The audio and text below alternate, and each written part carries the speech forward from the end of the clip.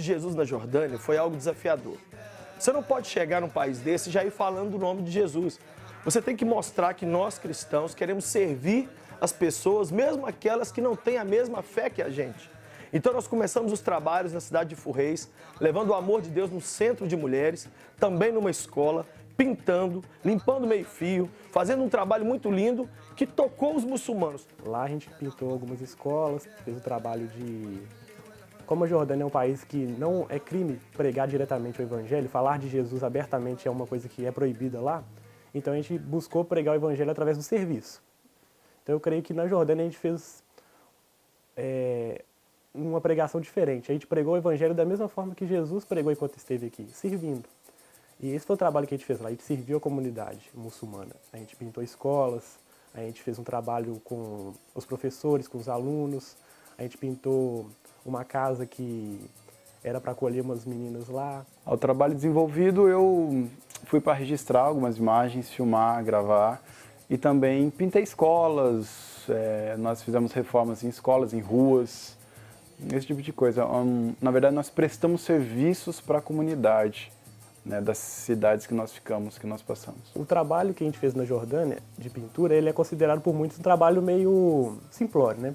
Muito simples, mas lá na Jordânia a gente se sentiu honrado de poder servir a comunidade muçulmana. E tanto é que o pessoal, eles passavam pela rua olhando para a gente com curiosidade, porque eles nunca acreditavam que um grupo tinha saído do Brasil, tinha saído do país deles, para ir para lá, para servir, para fazer um trabalho que é considerado no mundo todo, eu acredito, que tão simples, tão banal. O trabalho que eu desenvolvi na Jordânia foi trabalho voluntário de restauração de paredes e muros, pintura de meio-fio, né, que fica no chão, de capinar alguns lotes, de restauração mesmo, de reforma para os refugiados que tiveram que sair das suas casas nos seus países porque estavam sob ameaça de morte, né, e foram ali para a Jordânia, onde eles teriam uma proteção. Então, assim, não era o meu principal talento, mas era uma coisa que eu poderia fazer, né? Apesar disso, a gente trabalhou em algumas pinturas de parede, aí ali eu pude, era com arte mesmo, e ali eu pude desenvolver um pouco do que eu sabia, né? Com cor, com traço, aí deu pra gente trabalhar legal. Não me senti menor por estar fazendo uma coisa simples, né? Uma coisa braçal, muito pelo contrário. Achei sensacional, assim, porque foi a força da minha mão mesmo ali, podendo ajudar alguém. Vários momentos da viagem me marcaram, e me marcaram assim, de formas muito diferentes. É difícil falar assim, alguns momentos, mas tem dois específicos que me vêm à mente assim, que de fato me marcaram. Um foi uma senhora que a gente estava num jantar que foi oferecido pelo pastor Lucinho para todos os refugiados da guerra que estavam lá, e ela estava sentada do meu lado, era uma senhora bem mais velha já, e ela estava sozinha. Porque a gente tinha muitos familiares lá sentados à mesa, foi dividido pelas famílias, e ela estava sozinha, e ela muito triste, só que ela não falava inglês, não entendia português, nada. E aí, por fim, chegou uma pessoa lá que me ajudou a conversar com ela, e eu perguntei por que ela estava tão triste, que se ela sabia que Jesus amava. E ela virou para mim e falou comigo assim: eu perdi toda a minha família. Eu não tenho razão de viver mais. Eu pedi para morrer e não me mataram. Eles entraram na minha casa e mataram meus 2 filhos na minha frente. Eu e meu marido, a gente já não sabia mais o que fazer. Aquela confusão toda. E meu marido falando que não, que era para me deixar, fugir e tal. Aí explodiram meu marido na minha frente. E eu fiquei sozinha. E eu clamava por morrer e eles não quiseram me matar. E falaram que a minha dor seria saber que a minha família toda morreu pelo meu Deus. Eu saí desnorteada. Aí ela começou a chorar muito e eu já estava assim, morrendo quando ela falou. E eu falei com ela assim: mas hoje a senhora está falando comigo que a senhora não tem mais sentido para viver? Ela falou assim: filha, aconteceria tudo de novo e eu deixaria minha família morrer toda de novo por causa de Jesus. Mas a dor ainda é muito forte e Deus ainda está trabalhando no meu coração. Gente, isso me marcou assim eu lembro que eu fiquei tantos dias chorando que eu tive que procurar o Lucim para ele me ajudar. Porque, assim, eu percebo que às vezes uma pessoa fala de alguém, a pessoa já sai da igreja, já abandona Jesus. Você imagina você ter as 3 pessoas da sua vida mortas, assassinadas, porque elas acreditavam em Deus. Então, é uma confiança, uma dependência de Deus muito grande. E uma outra situação que me marcou muito foi que a gente foi evangelizar um dia na escola. Na verdade, a gente evangelizava muito pelo serviço, né? Porque você não pode falar de Jesus claramente lá. E a gente foi denunciado nessa escola. E eu lembro que tinha da equipe que estava gravando. E eu lembro que quando a gente chegou lá, o pastor que estava com a gente falou assim: corre, pega a chave, corre, porque denunciaram, a polícia está chegando aqui. E a gente não sabia o que ia acontecer. E eu lembro que só estava eu de mulher no meio. Aí ele falou assim: corre, corre, quem vai dirigir o carro? Era uma F1000 muito grande e ela ainda tinha uma carrocinha atrás, assim. Aí, tipo, ficou todo mundo assim. Aí o Lucinho tava com um monte de coisa no braço, ele não conseguia entrar. Eu falei assim: eu dirijo. Aí ele falou assim: não, se você dirigir, você pode ser morta aqui ou presa, porque só tem homem no carro e você não pode dirigir. E eu ficava assim: mas aí eu morro ou eu dirijo? Como que faz? Ele falou assim... Aí no fim eu peguei a chave, saí correndo, aí saiu 5 pessoas, 5 homens dentro do carro comigo dirigindo, e a gente fugindo para um lugar que a gente não sabia, porque a gente não conhecia lugar nenhum lá, e até que a gente parou, tipo, uns 20 minutos depois, sem saber onde que a gente estava, e a gente conseguiu chegar na escola, o Lucinho foi procurando todo mundo, aí, tipo, depois de quase 5 horas que o pastor que tinha ficado lá foi liberado, porque ele foi interrogado, e a gente não sabia se ele estava vivo. E a gente viveu assim, uma dependência muito grande de Deus lá todos os dias. Uma história que me impactou foi de uma família que a gente conheceu ali num primeiro jantar que a gente teve, que eles eram muito bem de vida no Iraque e eles tiveram que largar tudo mesmo e ir embora às pressas, sob ameaça, para morar ali na Jordânia sem saber o que eles iam fazer no outro dia. Mas ali naquele jantar eles estavam ali todos bem vestidos, com um sorriso no rosto, cantando, e quem olha não imaginava a situação que eles estavam passando.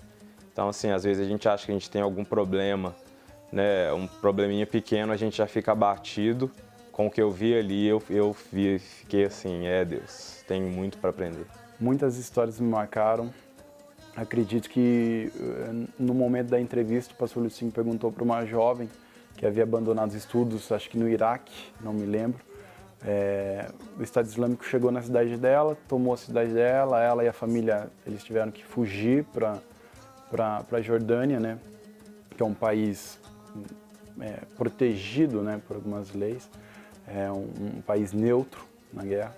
E ela conta que ela largou tudo, largou o estudo a faculdade de medicina, e o pastor Lucinho perguntou para ela se ela já havia sofrido por professar a fé cristã. Ela disse que não tinha sofrido, mas ela não teve 1 minuto de sossego desde o dia que ela nasceu para ser cristã. Outro testemunho também, outra história também é que o Homero estava me contando que ele ele foi no Líbano, e ele contando que ele encontrou um jovem, um rapaz, um pai de família, que havia conhecido a Jesus e não sabia como falar de Jesus para a família dele. E ele convidou o Homero e um outro pastor para ir na casa dele explicar para a família sobre a fé cristã. E quando eles falavam Jesus, o nome Jesus, o filho dele de uns 7 anos, 5, 7 anos, ele começava a chorar e se escondia atrás do pai.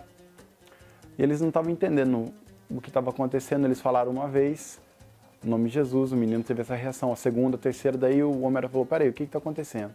E perguntou para o menino o que havia acontecido, porque toda vez que falava de Jesus, pronunciava o nome de Jesus, o menino ficava chocado, chorando e triste. E aí o menino contou que ele havia tido um sonho com Jesus, e Jesus apareceu para ele falando que ia tomar ele para si. E ele tinha medo de Jesus, porque ele achou que Jesus iria matá-lo. E o Homero explicou: não significa isso. Daí na verdade, quando ele está falando isso, ele está tomando para um chamado ministerial, tá trazendo a sua vida para ele, porque sua vida é importante. É o oposto do que você está pensando. E essa história me chocou muito, porque nós estamos acostumados com testemunhos de pessoas que se convertem porque ouviu um testemunho, porque, sei lá, viu um folheto. Agora, o próprio Jesus chegar para uma pessoa e evangelizar a pessoa é algo muito surreal.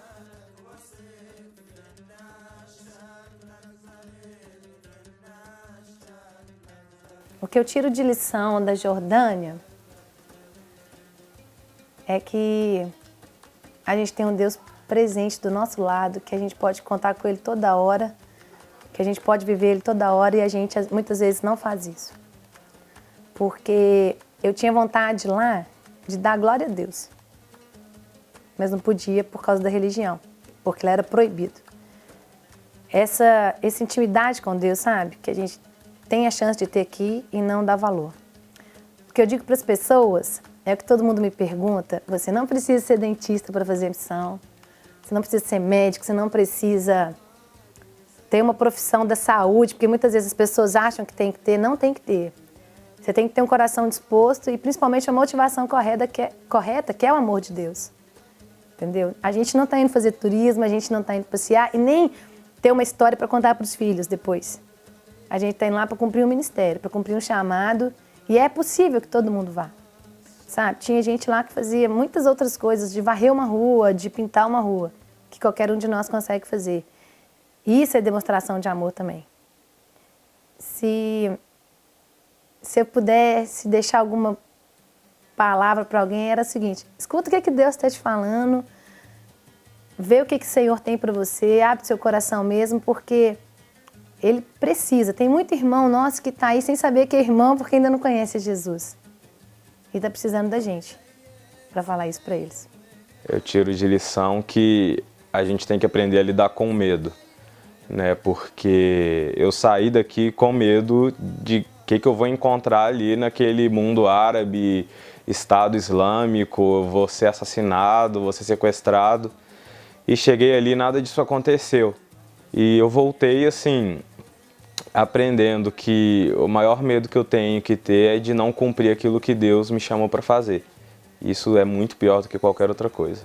Essa viagem, ela me ensinou muitas coisas, principalmente a valorizar mais a liberdade que a gente tem no Brasil. A igreja perseguida, a igreja é perseguida de várias formas. E lá na Jordânia eu pude ver essa perseguição na forma de não ter liberdade mesmo, de ser cristão. E aqui no Brasil a gente tem tanta liberdade para ser cristão, para ser o que a gente quiser. E eu aprendi que lá eu aprendi que a gente tem que valorizar essa liberdade que a gente tem.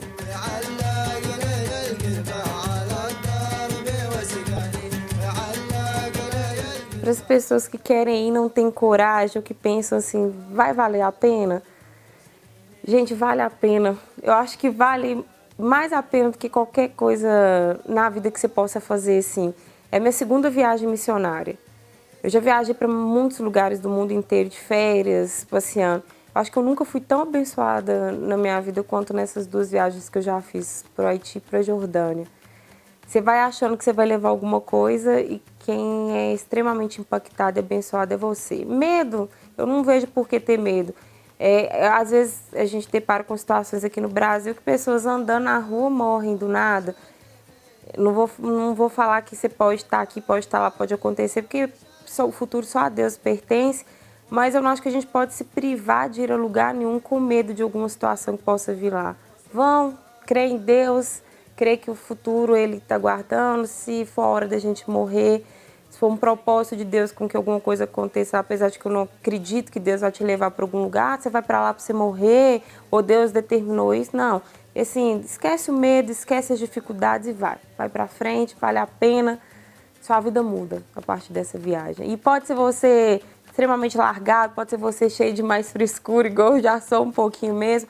Eu acho que tudo vai cooperando para a sua mudança como ser humano e como cristão. Amar o próximo como a nós mesmos.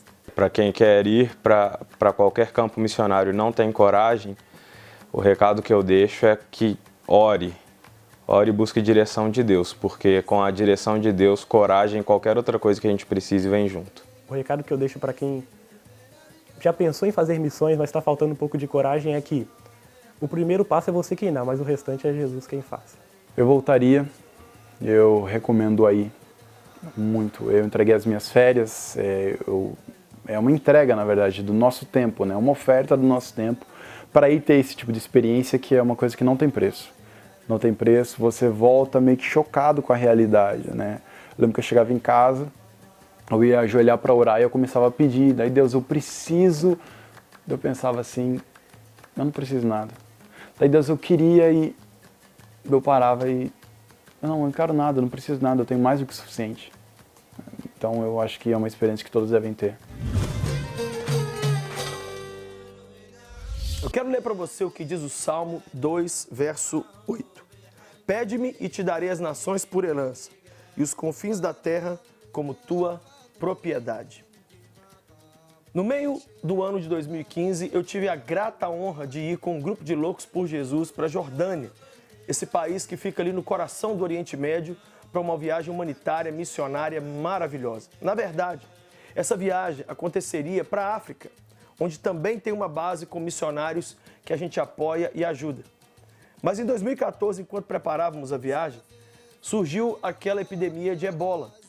E com isso, tivemos que mudar o roteiro para o Oriente Médio. Mal sabíamos nós que, na verdade, Deus estava fazendo isso porque Ele queria, precisava, que fôssemos levar ali força, ânimo, coragem para aquela igreja tão perseguida.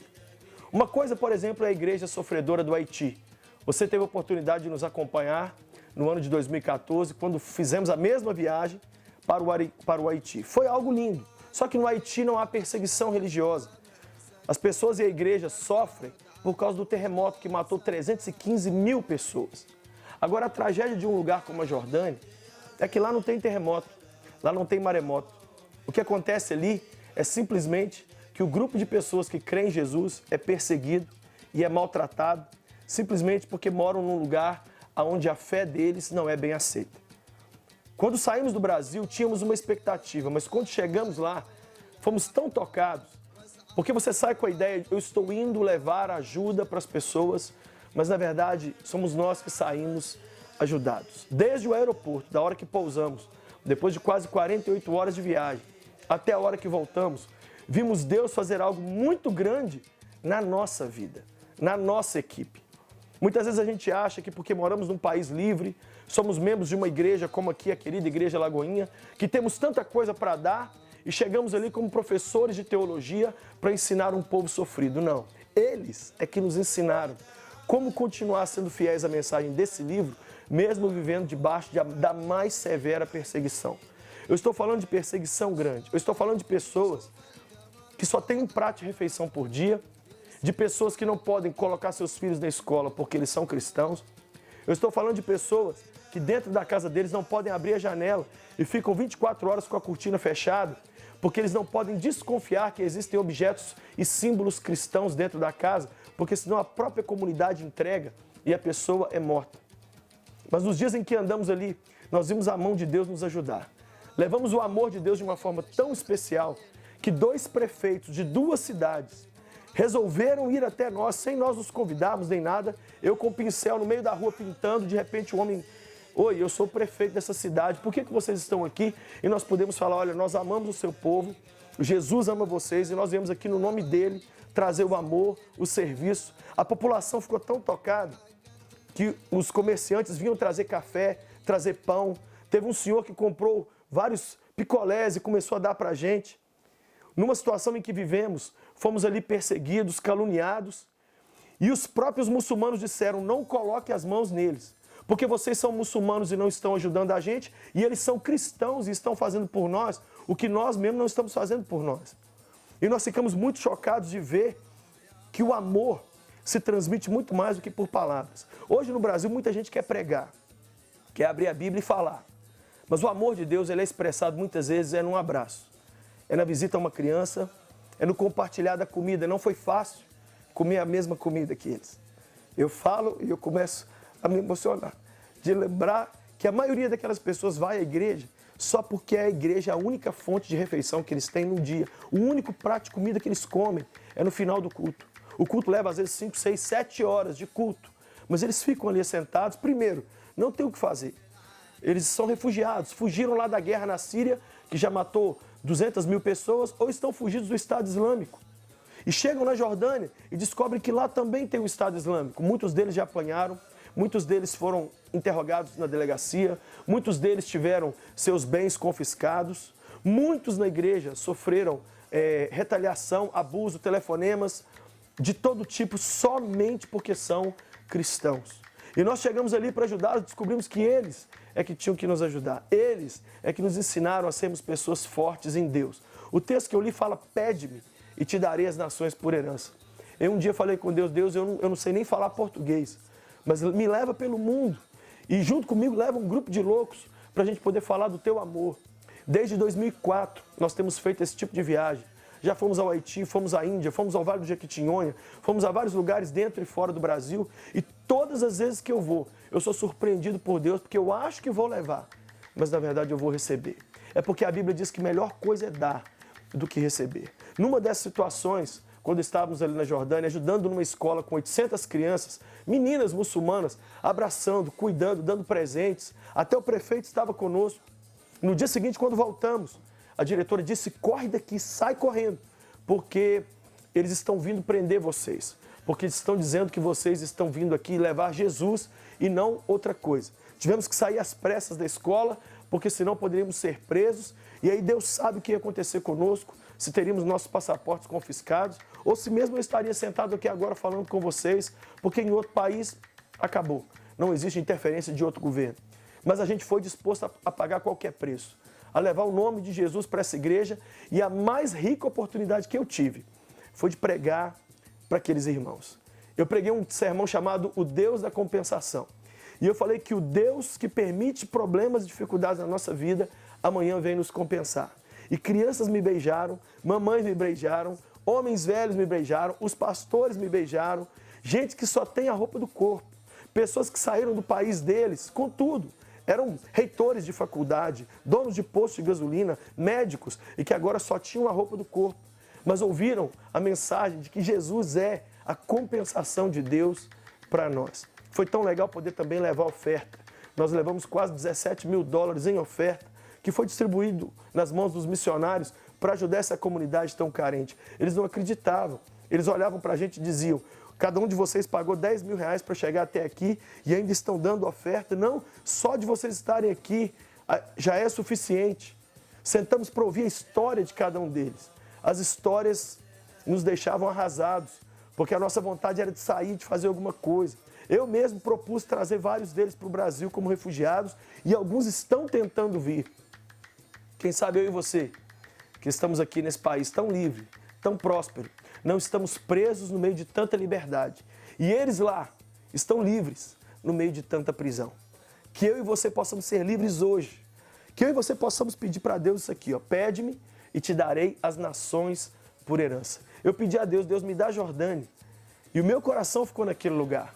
O missionário que está lá hoje mora no nosso coração. Fui chegando no Brasil, reuni com as pessoas que foram e levantamos o sustento para manter esses heróis ali naquele lugar, levando o amor de Deus. Que você faça o mesmo.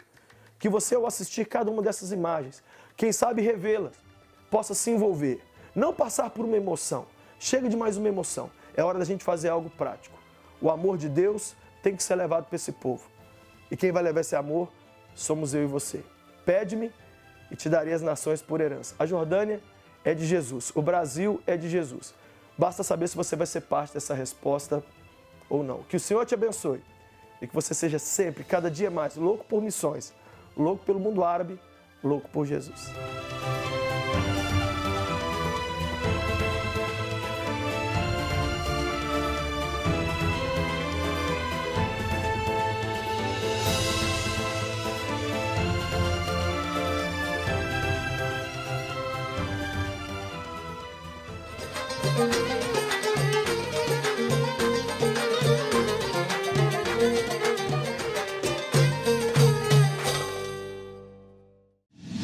Para receber todas as novidades do canal, inscreva-se e, se curtir o vídeo, clique em gostei. Aproveite para acompanhar a Rede Super nas redes sociais.